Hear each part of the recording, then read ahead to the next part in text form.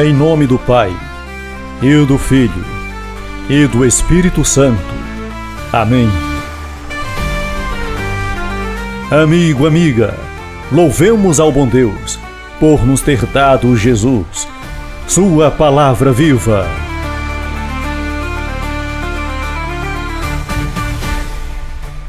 Quarta-feira, dia 6 de agosto, 18ª semana do Tempo Comum. Festa da Transfiguração do Senhor. A primeira leitura está em Daniel capítulo 7, de 9 a 10 e de 13 a 14. O salmo responsorial é o Salmo 96. O evangelho de hoje está em Lucas, capítulo 9, de 28b a 36. Primeira leitura. Leitura da profecia de Daniel. Eu continuava olhando até que foram colocados uns tronos e um ancião de muitos anos aí tomou o lugar.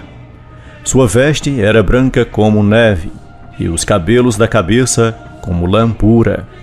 Seu trono eram chamas de fogo e as rodas do trono como fogo em brasa.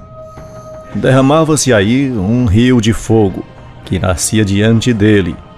Serviam-no milhares de milhares e milhões de milhões assistiram-no ao trono. Foi instalado um tribunal e os livros foram abertos.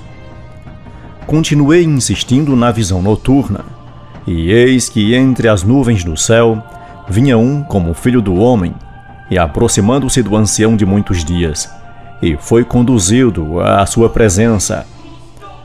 Foram-lhe dados poder, glória e realeza, e todos os povos, nações e línguas o serviam.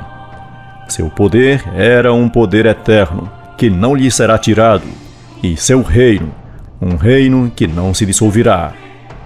Palavra do Senhor, graças a Deus. Salmo responsorial. Deus é Rei, é o Altíssimo, muito acima do universo. Deus é Rei, exulte a terra de alegria, e as ilhas numerosas rejubilem. Treva e nuvem o rodeiam no seu trono, e se apoiam na justiça e no direito. As montanhas se derretem como cera ante a face do Senhor de toda a terra, e assim proclama o céu a sua justiça. Todos os povos podem ver a sua glória.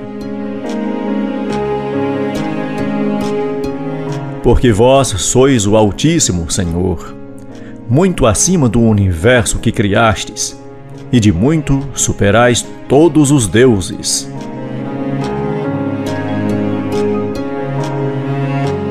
Deus é Rei, é o Altíssimo, muito acima do universo. Aclamação ao Evangelho. Aleluia, aleluia, aleluia. Eis meu filho muito amado. Nele está meu bem-querer. Escutai-o, todos vós. Proclamação do Evangelho de Jesus Cristo segundo Lucas. Naquele tempo, Jesus levou consigo Pedro, Tiago e João e subiu à montanha para rezar. Enquanto rezava, seu rosto mudou de aparência e sua roupa ficou muito branca e brilhante. E eis que dois homens estavam conversando com Jesus. Eram Moisés e Elias. Eles apareceram revestidos de glória e conversavam sobre a morte que Jesus iria sofrer em Jerusalém. Pedro e os outros companheiros estavam com muito sono. Ao despertarem, viram a glória de Jesus e os dois homens que estavam com ele.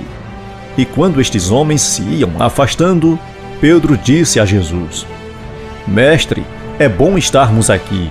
Vamos fazer 3 tendas, uma para ti, outra para Moisés e outra para Elias. Pedro não sabia o que estava dizendo. Ele estava ainda falando quando apareceu uma nuvem que os cobriu com sua sombra, e os discípulos ficaram com medo ao entrarem dentro da nuvem. Da nuvem, porém, saía uma voz que dizia: "Este é o meu filho, o escolhido. Escutai o que ele diz."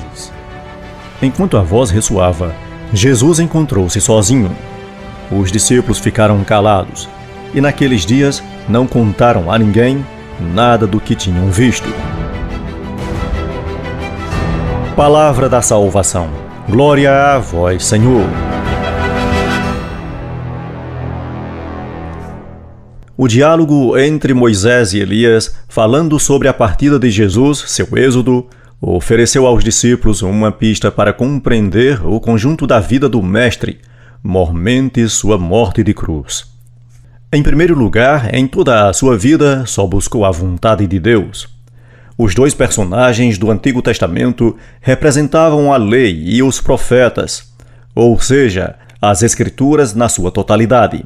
Elas é que falavam de Jesus e permitiam compreender seu caminho que desembocaria na cruz. Nada na existência do Mestre estava sob o signo da fatalidade. Ele era todo de Deus, e Deus o Senhor da sua vida. Em segundo lugar, a alusão ao Êxodo indicava que a vida de Jesus estava toda a serviço da libertação. Semelhante ao Êxodo do passado, quando o povo, sob a liderança de Moisés, foi resgatado da tirania do faraó, toda a existência de Jesus estava destinada a libertar a humanidade da escravidão do pecado e introduzi-la na terra da fraternidade.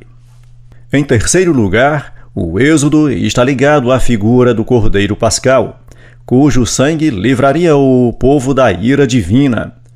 O Êxodo de Jesus, a ser consumado em Jerusalém com sua morte de cruz, pouparia a humanidade de semelhante ira. Toda esta realidade existencial escondia-se sob a aparência de Jesus transfigurado.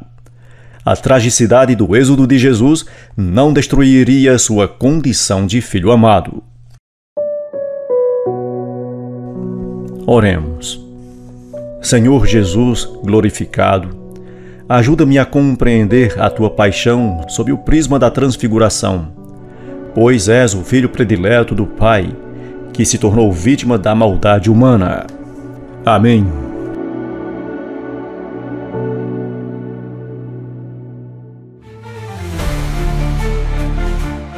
Você ouviu o Evangelho Nosso de Cada Dia. Uma produção e apresentação de Cícero Roberto. Texto do Padre Jaldemir Vitório.